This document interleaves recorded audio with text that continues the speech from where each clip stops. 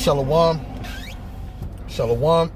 First and foremost, I want to give all praises, glory, and honor to Yahweh, Bahashem Yahweh Shai, Bahashem Rachak Wadash. Double honors to the apostles and elders of Great Millstone. Salutations, much love and respect to you brothers out there pushing this word out in truth and sincerity.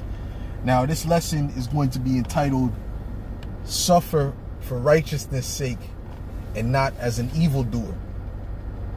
Okay? Because there's certain times when we suffer and it's from our own doings, you know? And then there's times you suffer and it's because you're in this truth, you know? So you have to be able to identify when that is. Because not every suffering is, I'm suffering because I'm of the elect. Sometimes you're suffering because you made a stupid decision, you know? Sometimes you're suffering because you didn't exercise prudence. You didn't exercise, you know, wisdom in that particular instance, which does not make you wicked, all right? Because the scriptures say great men are not always wise. You know, the righteous man falleth 7 times, right? So that doesn't make you wicked, right? Because we're all going to make mistakes. That's a fact, right? We're all going to do stupid things, make decisions that are not the best, right? But you got to know that you want to suffer less for those kind of things and suffer more for the things that pertain unto righteousness, you know, for teaching this word, you know, for, you know, and a lot of times it's just the spirit, because you are in the truth that people come up against you and certain things happen. Absolutely. You know, I would say maybe probably the majority of things, right? But regardless, even if that's the case, right, you can make a decision to make things worse, right? Even though that's the case, even though, you know, part of the reason is because of the spirit of Yahweh Shai within you, you can do certain decisions, you can make certain decisions to make it worse. So, you know, we have to be mindful of these decisions that we're making and really, you know, make an effort to change those decisions. Okay? Because the Lord, Yahweh Shai, is going to show you, you know, what you need to do ultimately. And you know what you need to do. But it's just getting out of that comfort zone is the hard part. You know, getting out of the comfort zone to be more, you know, more, more conservative, more, have more temperance and all these different things. You know, you have to come out of your comfort zone for these things, because it's things that you've grown accustomed to, right? If you've grown accustomed to something, you know, for you to just stop doing that thing out of nowhere is will lead to discomfort. You know, because the body and the mind adapts to situations. So if you're used to doing something, your body and your mind will adapt to it, and that also goes into the righteous things as well, right? When you accustom yourself to be spiritual and to do righteous things, what happens is you become addicted to the righteous thing, to the spiritual things and the righteous things. Okay? Because, you know, like I said, you adapt. You adapt. Okay?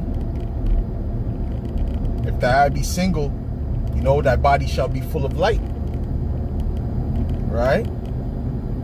So if you focus on the spiritual things, on the things of Yahweh Shai, you know, and the things that the scriptures are written, then what's going to happen is it's going to lead to great benefits. But if you start to lean into the flesh and things like that, it becomes detrimental. You know, it becomes unprofitable, right? And you don't want to be doing things that are unprofitable to you, right? Especially, you know, if you're out here teaching, right? The scriptures speak about, you know, there's one that teacheth many, but teacheth not himself, or is unprofitable to himself. You have to be profitable to yourself as well when you're teaching these things. You know, hypocrisy, one word, hypocrisy. We want to stay away from that, you know, being hypocrites. We want to be sincere individuals, right? Meaning pure. We want to be sincere, pure, honest individuals, as honest as possible, as pure as possible. You know, and it starts with being honest with yourself. If you can't be honest with yourself, well, then you're not right. You got to be honest with yourself. Okay? You have to start there.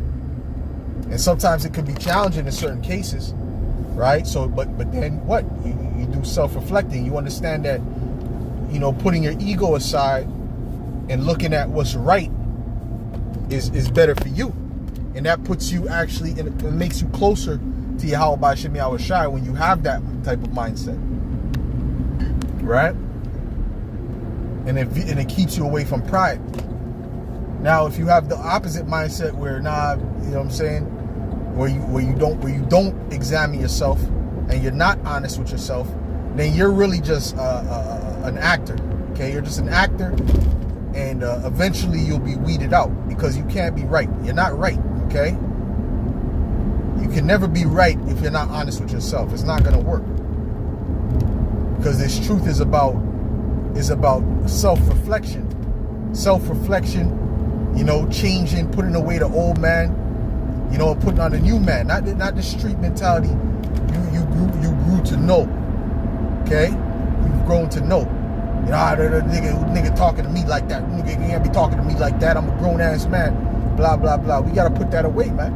And a lot of us were like that in the world, right? But we have to put that away coming into this truth. You got to make sure that you're constantly,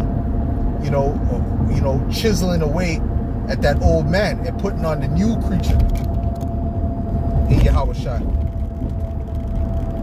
All right? Because that old man is unprofitable. That old man is what, you were dead. Okay? You were in a dead state. Now you're living in Yahweh Shai, so you should be, you should be doing away with that old man. Okay? Completely. All right? So that way, when you suffer, you're not suffering as an evildoer, but you're suffering as a follower of Yahweh Shai, because Yahweh Shai told the two sons of Zebedee, what did he tell them? He said, listen, they said, we want to sit at your right hand and your left hand in your kingdom. And he said, you don't know what you're asking for, so on and so forth, right? That's not up to me to give, but up to the Heavenly Father, showing you that him and that Yahweh Shai, the Lord and the Heavenly Father, are two different entities. He said it wasn't up to him to give that, but it was up to the Heavenly Father to put someone in that position. And then he said, are you able to drink the cup that I shall drink? Right? And we know what comes with that cup: the suffering, the grief, the burden, of being in this truth, being a man of the Lord, being oppressed, being humiliated, being all these different things, being forsaken, being looked at as the offscouring of the earth. Right? All these different things, right, comes with that cup. Suffering even while you're doing right.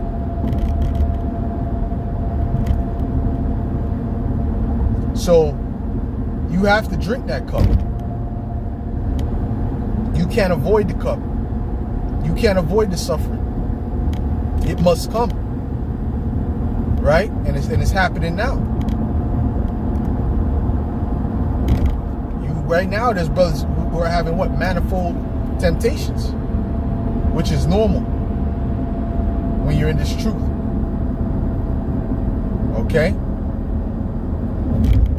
But when you suffer, when you drink that cup, when you're suffering, drinking that cup, which is in righteousness, right? Now you're suffering as someone that is righteous, someone as suffering for righteousness' sake. And there's a great reward for that. Okay, there's a great reward for that. Yahweh Shem Yahweh Shai looks down upon the individuals that do that with great favor. And he's going to exalt them in due time, and he's going to show his favor upon them, man. Okay, wait till you see what happens in Jacob's trouble, man. Right? Who the Lord protects, who the Lord deals with.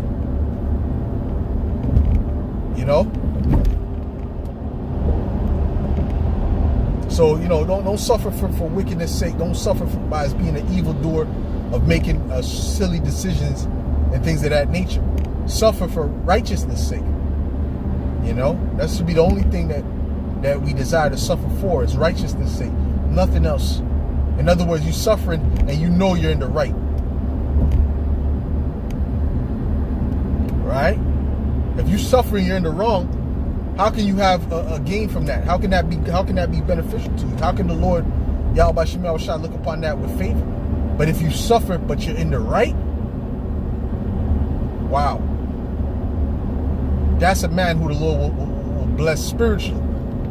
Right? Will bless with it by himself.